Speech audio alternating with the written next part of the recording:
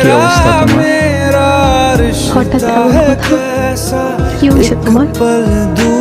আরে তেমন কিছু না, বাসা দিয়ে নাকি ছেলে রাখছে। তো কি হয়েছে? ছেলের নাকি সরকারি চাকরি আছে। থাকতে পারি, জানি না।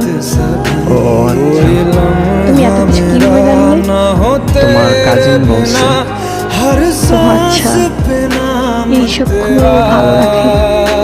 তোমার পরিবার তো মনে হয় রাজি। কি করবে এখন? আমাদের সম্পর্ক কি এখানেই সমাপ্ত? এই শোন, বিয়ে আমি করবো, আমার পরিবার নিয়ে। আর তুই এত কিছু কে ভাবতে বলছে? তোর সামনে পরীক্ষা, তুই পড়াশোনায় মনোযোগ দে।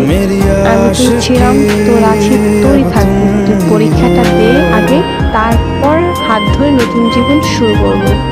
সত্যি তো? হ্যাঁ সত্যি। তোর হাত ধরছি কি অন্য কারো হয়ে যাবো এই জন্য নাকি? শেষ অব্দি তোর সাথে থাকবো, এটা মাথায় রাখ। পড়তে যা এখন। আচ্ছা।